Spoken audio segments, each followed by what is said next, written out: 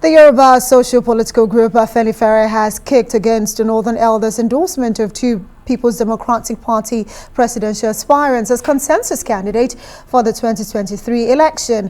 Afenifere's General Secretary Shola Ebisani, in a statement, said that although the leaders have the rights of choice, but says the overriding interest of the continued corporate existence of Nigeria requires that the forum should reflect more on statesmanship. Well, Ebisani said to resolve the issue, well, the Southern and Middle Belt Leaders Forum had the powers, and they should return the power to the South in the interest of equity, national sense of belonging and cohesion, and is a national consensus.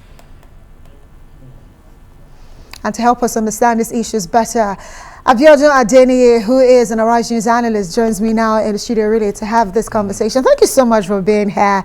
But I want to start by asking you this. Are you surprised, looking at the uproar, the decision reached in Mina, and of course going by that statement that Bala Muhammad and Saraki had emerged? We're seeing even those who were part of that, agreement in the first place going around the country speaking about Tambuwal and Hayatuddin. Some of them have come out to say, no, that was not what was agreed. Are you surprised, how this entire consensus idea is turning out so far? No, I'm not surprised, Amaka. Absolutely not surprised, because it is predictable.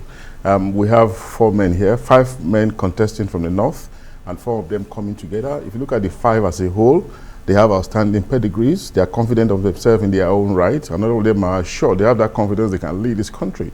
So what are you going to be conceding to any one of them to ask them to step down for each other?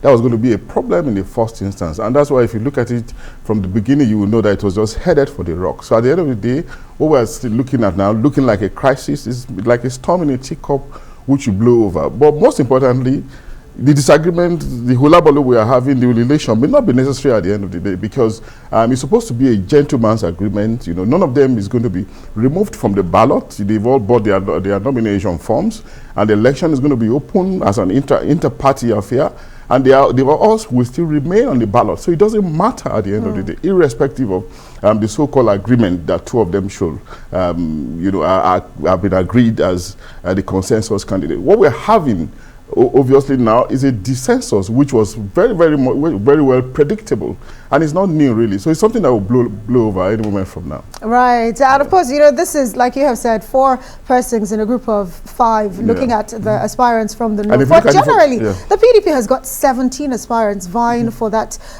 ticket to be the flag bearer of the PDP. And even though the zoning committee, it's in the public to tell us as to the decision reached by that committee in terms of where the ticket should be zoned. Report has it that it has been thrown open to everyone, but the NEC meets on Wednesday. Any expectations out of that meeting to see maybe the NEC might decide to go in a different direction, because we're seeing the call for it to be micro-zoned to the southeast growing bigger every day? Yeah, no doubt the southeast deserves seats, but I doubt if the NEC will have that courage, to take that decision. Given the weight, of those who are contesting from the north, and the fact that they've already made some commitment by buying their nomination form. What PDP should have done was to have made this decision earlier on, way before they started selling nomination form. But as the case is now, it's rather late in the day. So they're not going to go against what the committee decided, referring the decision to them finally, but hinting that, it is too late in the day to talk about zoning.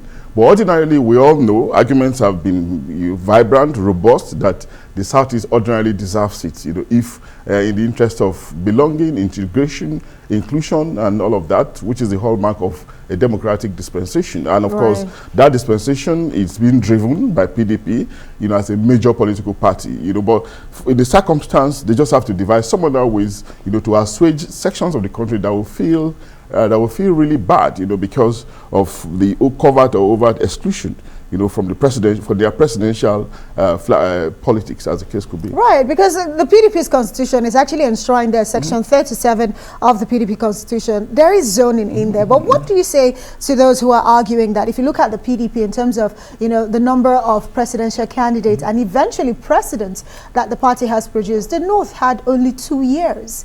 as when you compare that to the South that had about 14 years of PDP's rule? It's a very complex one, and of course, when in democracy, it requires give and take, some level of understanding, some level of tolerance, and that's why we've said in the past that maybe we should begin to look away from this zoning and be concerned about merit and ability to deliver, ability of candidates' ability to deliver on the goods, you know, to meet the yearnings and aspirations of the people. But where has zoning taken us really 22 years into our democracy? You know, President Buhari, for instance, is from the north, but to what extent will you say he's coming from the north has actually benefited the north? You know, President Jonathan is from the south-south. How would you argue that he's coming from the south-south has actually led to the advancement of the south-south? What about Basanjo coming from the southwest? To what extent has his coming from the southwest, you know, benefited the southwest, you know? So all these things are rather arguments that we should begin to look away from. But against the background of our democracy being fragile, you know, needing some careful handling, we can then be concerned about where the positions go to. But again, we have to look at leave it, you know, to the. I mean, we have to leave it leave it in the wombs of time, because it's a delicate thing.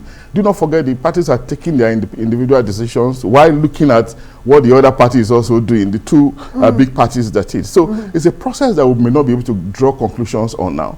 But I'm very confident that at the end of the day, there will be some resolutions that will take us to the next phase of the electioneering process, as the case could be. Well, we'll wait and see. But of course, both parties have now put their conventions, that's a national convention, decide their flag bearer close to each other. So interesting times ahead. Abiodun Adeniyi, I'd have to say thank you so much for joining us tonight on the program.